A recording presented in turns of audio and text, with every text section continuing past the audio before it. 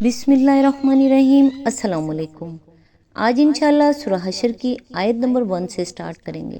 اس کا ترجمہ اور تفسیر تفہیم القرآن سے بیان کروں گی جو اہل سنت جماعت کے لیے ہے۔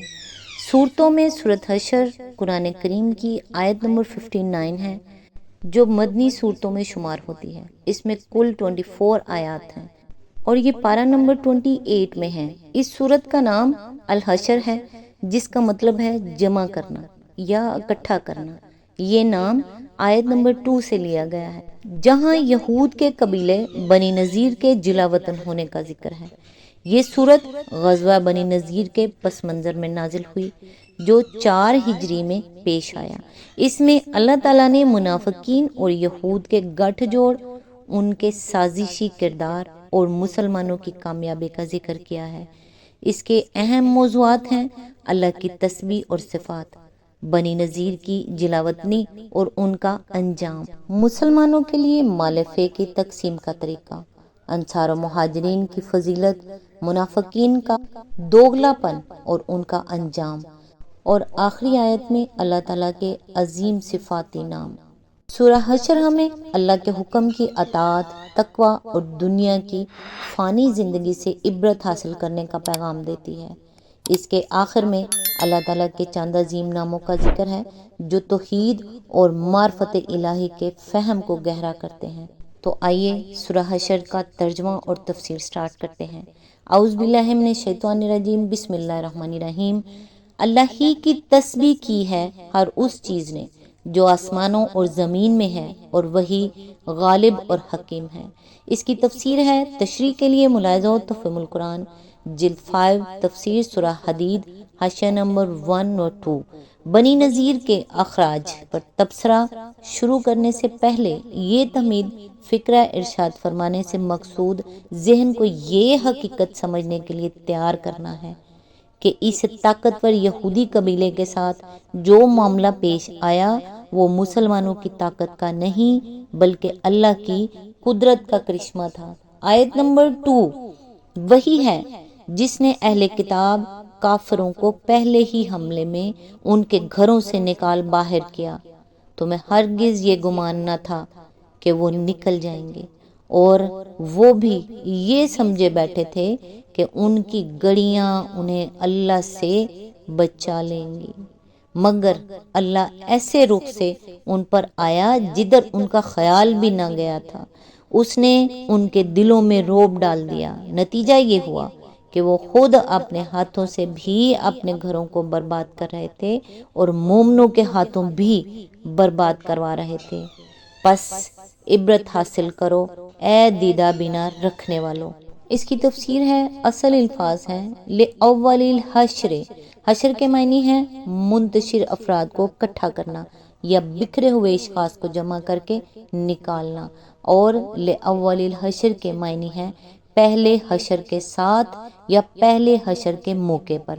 اب رہا یہ سوال کہ اس جگہ اول حشر سے مراد کیا ہے، تو اس میں مفسرین کے درمیان اختلاف ہے۔ ایک گروہ کے نزدیک اس سے مراد بنی نذیر کا مدینہ سے اخراج ہے اور اس کو ان کا پہلا حشر اس معنی میں کہا گیا ہے کہ ان کا دوسرا حشر حضرت عمر کے زمانے میں ہوا جب یہود و نصارہ کو جزیرۃ العرب سے نکالا گیا، اور آخری حشر قیامت کے روز ہوگا۔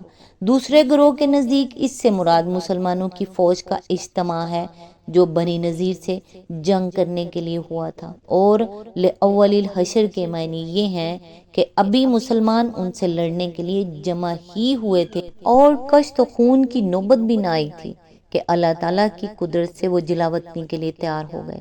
بالفاظ دیگر یہاں یہ الفاظ باول وہلہ کے معنی میں استعمال ہوئے ہیں۔ شاہ ولی اللہ صاحب نے اس کا ترجمہ کیا ہے در اول جمع کردن لشکر، اور شاہ عبد القادر صاحب کا ترجمہ ہے پہلے ہی بھیڑ ہوتے۔ ہمارے نزدیک یہ دوسرا مفہوم ہی ان الفاظ کا متبادر مفہوم ہے۔ اسی آیت کے ضمن میں آگے فرمایا، اس مقام پر ایک بات آغاز ہی میں سمجھ لینی چاہیے کہ بنی نذیر کے اخراج کے معاملے میں کوئی ذہنی الجھن پیدا نہ ہو۔ نبی صلی اللہ علیہ وآلہ وسلم سے بنی نذیر کا باقاعدہ تحریری معاہدہ تھا۔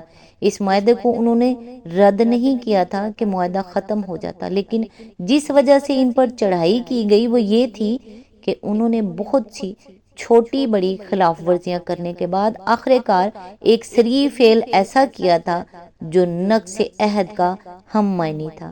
وہ یہ کہ انہوں نے دوسرے فریق معاہدہ یعنی مدینے کی اسلامی ریاست کے صدر کو قتل کرنے کی سازش کی تھی، اور وہ کچھ اس طرح کھل گئی تھی کہ جب ان کو نقض معاہدہ کا الزام دیا گیا تو وہ اس کا انکار نہ کر سکے۔ اس کے بعد رسول اللہ صلی اللہ علیہ وآلہ وسلم نے ان کو 10 دن کا نوٹس دے دیا کہ اس مدت میں مدینہ چھوڑ کر نکل جاؤ، ورنہ تمہارے خلاف جنگ کی جائے گی۔ یہ نوٹس قرآن مجید کے اس حکم کے ٹھیک مطابق تھا کہ اگر تم کو کسی قوم سے خیانت یا بد عہدی کا اندیشہ ہو تو اس کے معاہدے کو اعلانیہ اس کے آگے پھینک دو۔ سورہ آل انفال آیت نمبر 58۔ اسی لیے ان کے اخراج کو اللہ تعالیٰ اپنا فعل قرار دے رہا ہے، کیونکہ یہ ٹھیک قانون الہی کے مطابق تھا۔ گویا ان کو رسول اللہ صلی اللہ علیہ وآلہ وسلم اور مسلمانوں نے نہیں بلکہ اللہ نے نکالا۔ دوسری وجہ جس کی بنا پر اللہ تعالیٰ نے ان کے اخراج کو اپنا فعل قرار دیا ہے آگے کی آیات میں ارشاد فرمائی گئی ہیں۔ اسی آیت کے ضمن میں آگے فرمایا، اس ارشاد کو سمجھنے کے لیے یہ بات نگاہ میں رہنی چاہیے کہ بنی نذیر صدیوں سے یہاں جمے ہوئے تھے۔ مدینے کے باہر ان کی پوری آبادی یکجا تھی، جس میں ان کے اپنے قبیلے کے سوا کوئی دوسرا عنصر موجود نہ تھا۔ انہوں نے پوری بستی کو قلعہ بند کر رکھا تھا، اور ان کے مکانات بھی گڑیوں کی شکل میں بنے ہوئے تھے، جس طرح عموماً قبائلی علاقوں میں جہاں ہر طرف بد امنی پھیلی ہوئی ہو بنائے جاتے ہیں۔ پھر ان کی تعداد بھی اس وقت کے مسلمانوں سے کچھ کم نہ تھی، اور خود مدینے کے اندر بہت سے منافقین ان کی پشت پر تھے۔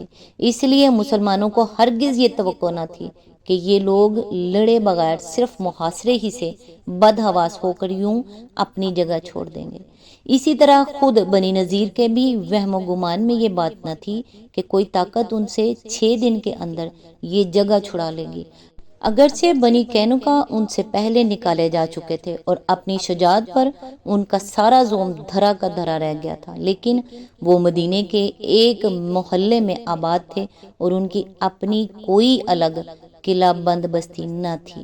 اس لیے بنی نذیر یہ سمجھتے تھے کہ ان کا مسلمانوں کے مقابلے میں نہ ٹھہر سکنا بعید القیاس نہ تھا، بخلاف اس کے وہ اپنی محفوظ بستی اور اپنی مضبوط گڑیوں دیکھ کر یہ خیال بھی نہ کر سکتے تھے کہ کوئی انہیں یہاں سے نکال سکتا ہے۔ اسی لیے جب رسول اللہ صلی اللہ علیہ وآلہ وسلم نے ان کو 10 دن کے اندر مدینے سے نکل جانے کا نوٹس دیا تو انہوں نے بڑے دھڑلے کے ساتھ جواب دے دیا کہ ہم نہیں نکلیں گے، آپ سے جو کچھ ہو سکتا ہے کر لیجئے۔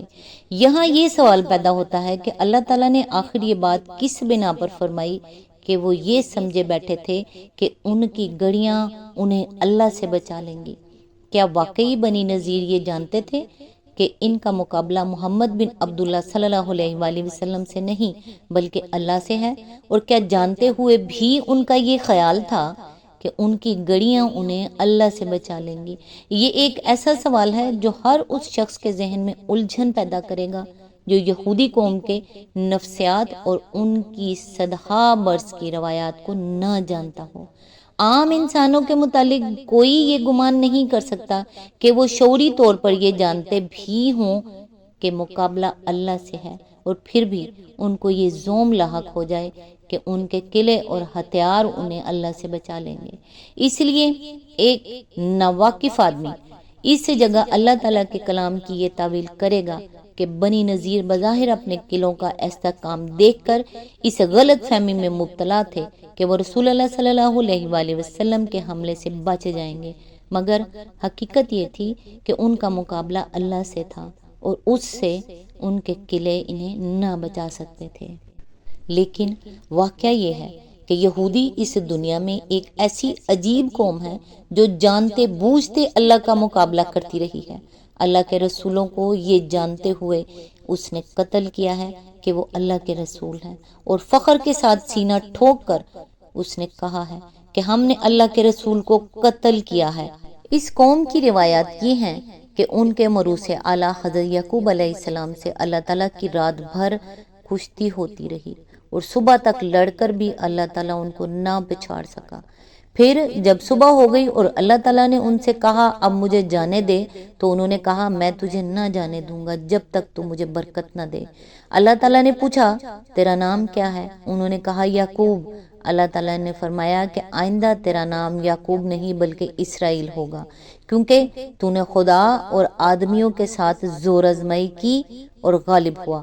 ملاحظہ ہو یہودیوں کا جدید ترین ترجمہ کتب مقدسہ دی ہولی اسکرپچر شائع کردہ جیوش پبلیکیشن سوسائٹی آف امریکہ۔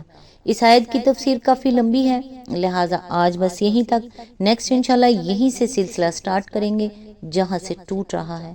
تب تک کے لیے دعاؤں میں یاد رکھیے گا۔ اللہ حافظ۔